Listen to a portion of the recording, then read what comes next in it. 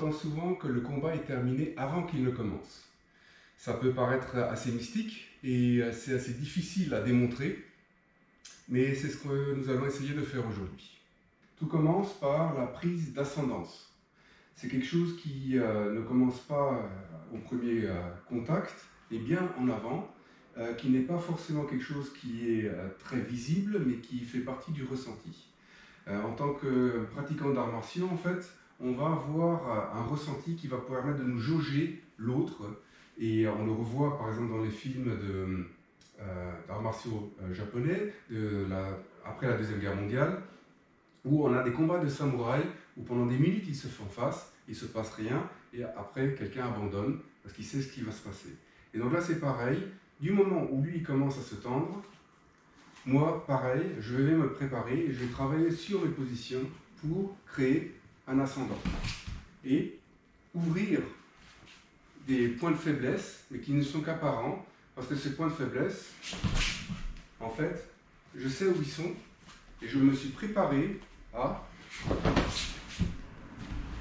son attaque.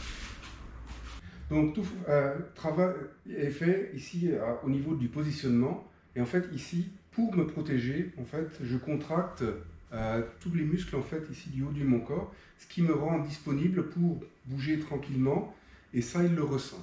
Et donc il ressent la dangerosité que j'exude.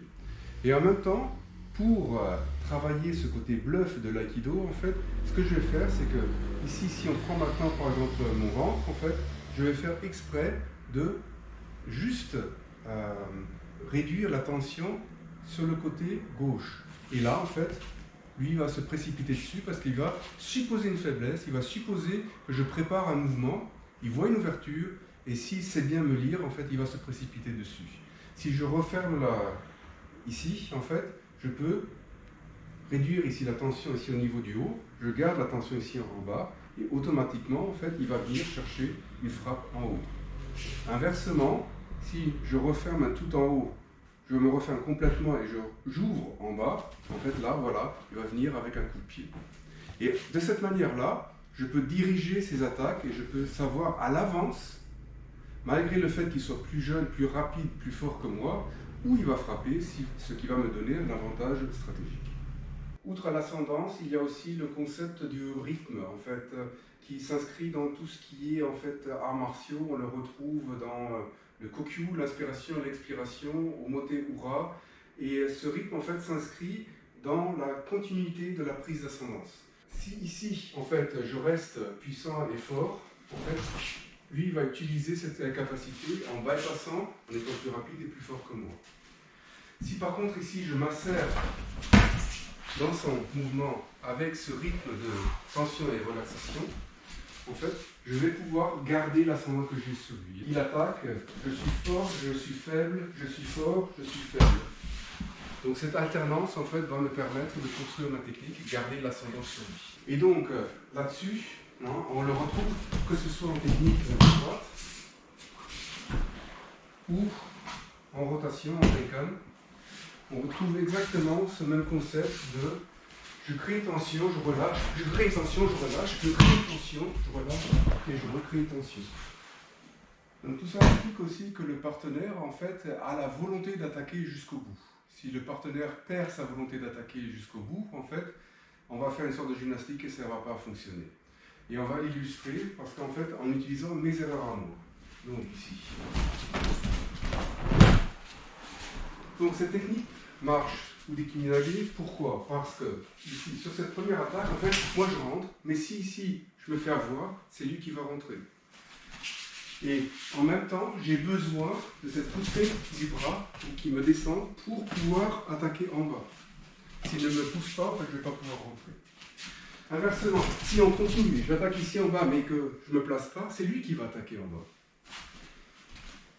Et en même temps, cette attaque vers le bas, c'est ce qui va me permettre ici de prendre son centre. Et pareil ici, par contre, si ici, moi, je n'arrive pas à imprimer mon centre sur lui, qu'est-ce qui va se passer? C'est lui qui va prendre mon centre. Et donc, on va pouvoir construire toute notre technique avec mes réactions, ses contre-réactions, Donc ici, j'attaque, je me descends mon bras, du coup j'attaque en dessous, je me place dans son centre et je peux le projeter. Tout à condition qu'on ait un vrai dialogue entre nous deux. Dans la pratique de l'aïkido, souvent, on se concentre plutôt sur les points techniques, sur ce qu'on va faire et le partenaire avec lequel on va travailler. Mais le fait d'augmenter l'intensité de travail, et dans le cadre en fait du randori, là on peut vraiment tester ses facultés à prendre l'ascendant sur l'autre. Et ça, quand on le réussit, ça peut donner un sens de satisfaction très important. Donc juste pour le démontrer, en fait ici,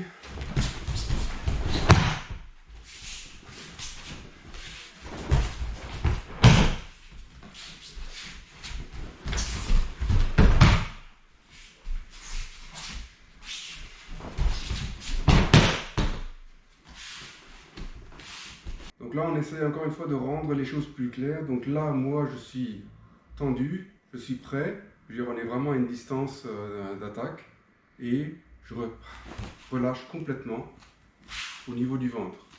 Donc ici, tac, je suis prêt et dès que je relâche en fait, donc c'est difficile à démontrer, hein, mais ici par exemple, on va essayer par le haut par exemple ici, voilà. Et là en fait, on va essayer, voilà, c'est ça. Ok, donc essayez vraiment de relaxer juste une partie de votre corps en exercice pour voir si l'autre vous lie ou pas. Hein. Et inversement, voilà. Donc là, je vois qu'il recule, donc il a bien perçu mon intention. Ce que nous avons essayé de démontrer aujourd'hui, cette prise d'ascendant, le travail en rythme, ça fait tout partie en fait de ce qu'on appelle le ressenti. Et comme le nom l'implique, c'est quelque chose qu'on ressent beaucoup plus facilement qu'on peut le montrer. On a essayé, comme nous avons pu, de démontrer ce qu'on pourrait ressentir. Le plus important à ce niveau-là, je pense, c'est vraiment de faire ces exercices de lecture. On a plein d'exercices, vous pouvez demander aussi à vos enseignants. Il y a des exercices d'intuition qui font aussi partie de ce cycle, qui permettent en fait d'améliorer notre vue, notre perception, et donc notre capacité à réagir à ce que l'autre nous propose. Et je pense réellement que c'est quelque chose qui apporte beaucoup à notre pratique.